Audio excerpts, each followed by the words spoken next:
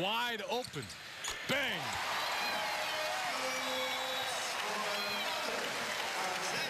Pangos now with 11, 3 of 5 from behind the arc.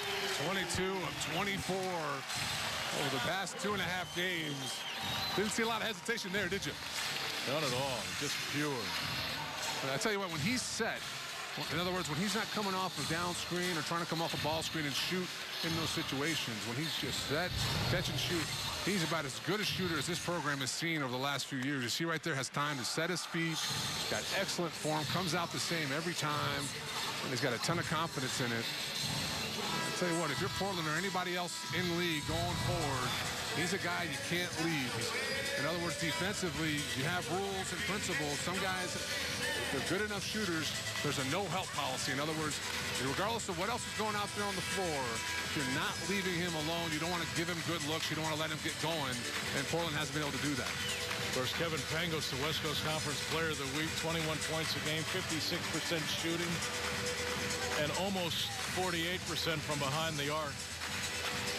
Of course, he was no surprise right away this year for Gonzaga when he dropped 35 on Washington State, a team out of the Pac-12. No, he's been about as good as advertised, if not better, for the staff. I don't think they could be much happier with the kid. He's been tremendous.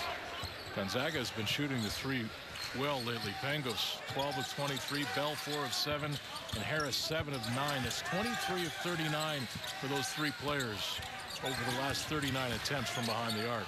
Mitrovic just dribbled it off his foot. Portland keeps possession. And you know, the thing about Pangos, he reminds me of Dick Owen's step in the way that, and even Kyle Bankhead for that matter, when the ball leaves his hand, you just expect it to go in. It looks so good leaving his hand, you think that's in. Yeah, you're surprised when he misses it. Right. Nicholas off the glass too hard. Bailey with the rebound, threw it off of Eddie. So Portland with a new clock and the ball, 4:50 to play first half. I tell you what, Portland down 20, but they're going to continue to play hard. That's something that this staff really loves about this group, that even though they've really struggled and they haven't done themselves a lot of favors with as difficult a schedule as they have, these kids, despite the losing, continue to play hard, and we've seen that. Nice catch, Vandemars, and the finish. Nice hands by the guy from the Netherlands. A nice little high-low. Nicholas delivers the tough nice pass. bounce pass. Yeah, good hands from Vandemars. That's going to be a good combo for them over the next 3 years.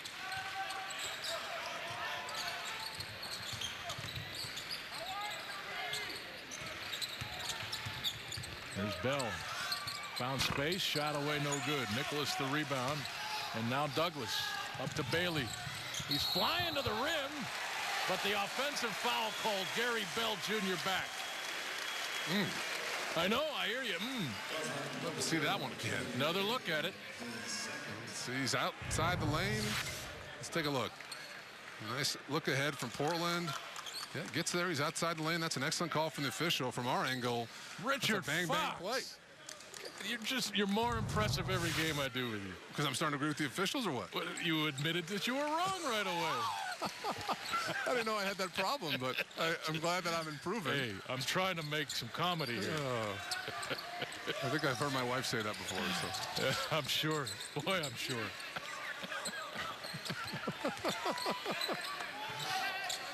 We're under 4 to play.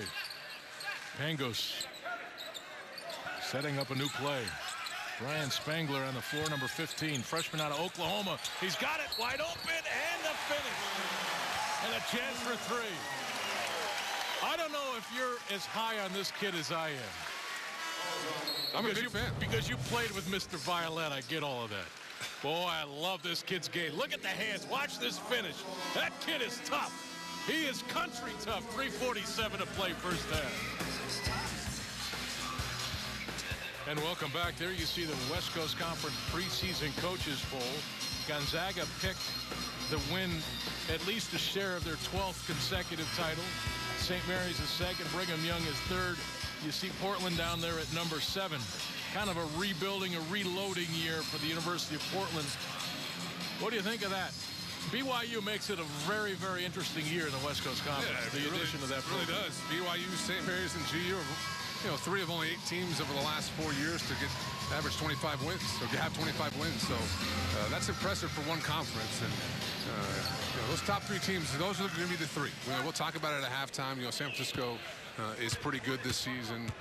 I'm pretty high on BYU. I'm not sure if you should be able to see them play, but their front line is just as good as GU's. That's going to be a real battle when they come up here and when GU goes down there. Douglas able to dribble his way out of there. Just an amazing run now.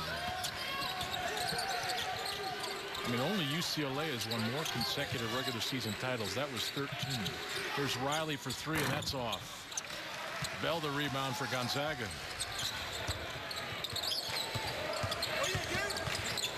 Bell down to the baseline, back to Pangos.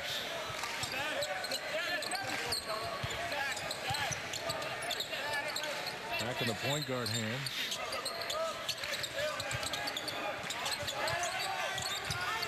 Portland doing a good job fighting through screens on this possession. They're a hard-working team, and they do a nice job communicating. They just lack some size and athletic ability, and GU's been able to take advantage. 5 on the shot clock. Pangos deep 3. Bang! Doesn't help when a guy's doing that. About 5 feet behind the three-point line. Did I say a minute ago Dick Howard's step? That's exactly what those two used to do. Yeah, there was true. no shot deep enough. Yeah, that's true, and there's no, you don't scout for that. You don't scout for a guy who can knock it down from that kind of distance. And Portland really had kind of looking around. 14 points for Pangos, wondering what's hit him. He's now 4 of 6 from 3. Let's take a look. A nice little pass out from Eddie, and Douglas just not close enough. And Pangos really can't get too deep on those jump shots. Riley missed the shot. Nicholas the rebound. New clock. Matisse Kaita, number 25 on the floor for GU. Nicholas inside over Spangler. Missed it. Dower the rebound. There's Pangos again, already with 14 points in this game.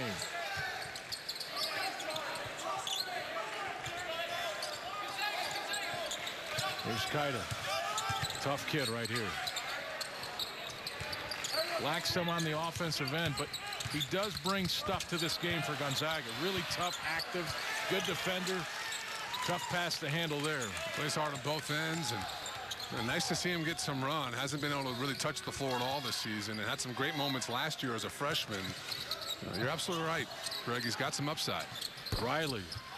The shot's off. There's Kaita and Dower battling, but Dower stepped on the end line. Portland basketball with 1:39 to play. This run by Gonzaga in the Mark Few era. I mean, 11 straight, at least a share of conference titles now. All these consecutive trips to the NCAA tournament.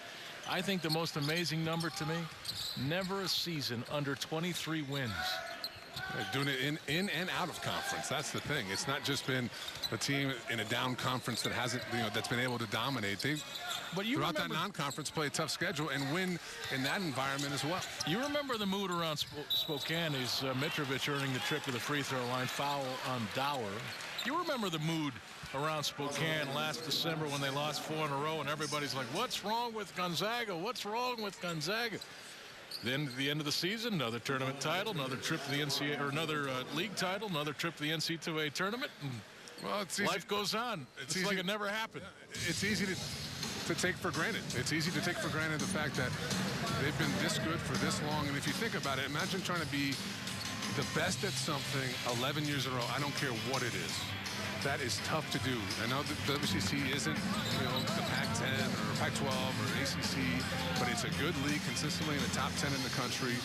And to win consistently the way they have when everybody is trying to knock you off is really an impressive statistic.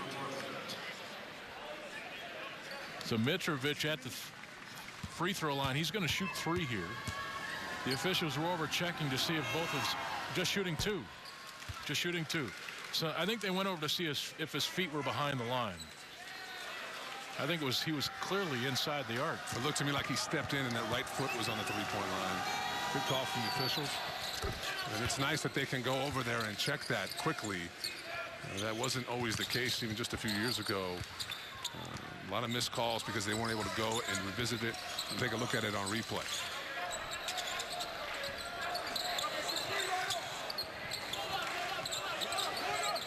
Spangler wanting the ball. He comes out and sets the screen. Pangos bounce pass, pick and roll. Spangler got it back in the finish. I love the kid from Oklahoma. Can I say it again? Country strong, is that what you mentioned? He is country strong, man. He's going to be... Look at the tattoos on that guy. He's got to be strong for that. He's going to be a nice player for him.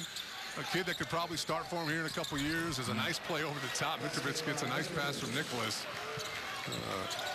But I think Spangler's going to have a big role in this program. All 5 kids they brought in are going to have an impact, and that's a great thing to be able to say when you bring in 5 kids. Usually it doesn't work out that way.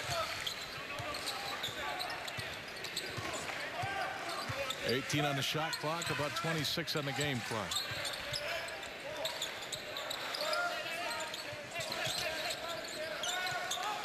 Pangos now will reset it. 6 on the shot clock.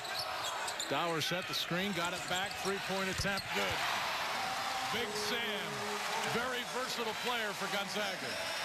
Here's Douglas at the other end, 3 on the clock. Nice first half for Gonzaga. Yeah, it really was. Offensively, shoot 60%, 6 of 10 from the 3-point line. And defensively, you hold Portland, who hasn't been good all year from the field, but you should hold them below 29% from the field, 1 of 13 behind the arc. Things really clicking on both ends for GU.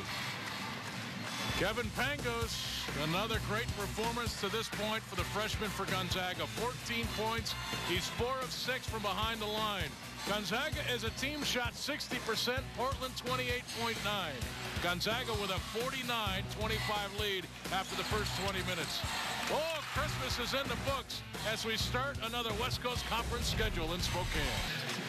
And time now for your Coeur d'Alene Casino halftime stats. Can't make the game? Watch it with us.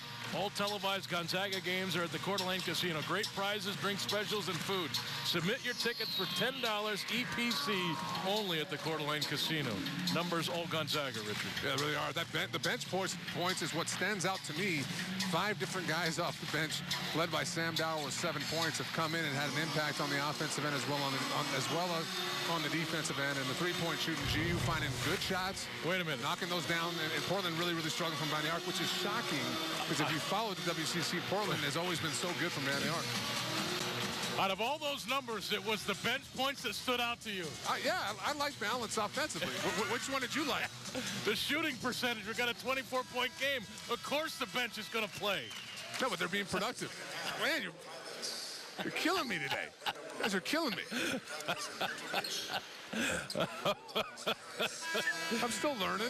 No, you're doing wonderful. I'm just playing with you, Richard. You're going to be 200 games into this, and I'm going to be doing this sort of stuff to you. As you take a look at the leading scores for Portland, Mitrovic was 7 points, 4 tied with 4. For Gonzaga, it's Pangos. 4 of 6 from behind the arc, 2 assists. Yeah, that's a nice look. Right there, Rob Zachary, 9 points, has knocked down all 5 free throws. That thumb doesn't seem to be bothering him as much as we expected. Boy, you got to close out on Harris a little bit better than that. He had all day to line that shot up. Bailey, offensive foul. And look who it is. Pangos. Shot goes up. Point guard needs to get back, and Pangos does that consistently. Harris misses that 3. Pangos is the first guy back, steps up, takes the charge. And that's not even close. No, that's an easy call for the official, and that's the second time Bailey's been called for a charge. Only a freshman, a great athlete. Needs to learn either how to get around the defense or try to shoot over the top. You can't try to run through guys. That's 4 on Bailey, by the way. Bounce pass into the corner to Bell. What did Mark Few not like in the first half? What's he want this team to work on? Well, I think you start having the bigger picture a little bit. Not only do you want to get things going as far as Rob Zachary gets another 2 points inside, but, I look at it, 11 assists, 15 field goals. You love that. You want guys to continue to be unselfish. You had 5 turnovers. You look at the offensive rebounds, though, for Portland, 8 of them there in the first half. That's an area where you really need to shore things up, not only for the rest of the conference, but for Sunday night, or rather Saturday night, against Xavier. As a coach, you're never happy, right? You can't There's always be. Something. Not this time of year. You get to March, it's all gravy, but right now you're still learning. Pangos. Harris. And Nicholas got back defensively, but was moving. And the blocking foul called. You look at the body language for Portland. a little discouraged, and you can understand why. That's something the staff is trying to fight right now, is to keep these kids positive, kind of have that, that big picture. They feel like they've sold it to these kids. Hey, this is a clean slate for us. We're out of our non-conference schedule. Now we have something to play for in conference. Let's see if we can do something here and get something going. But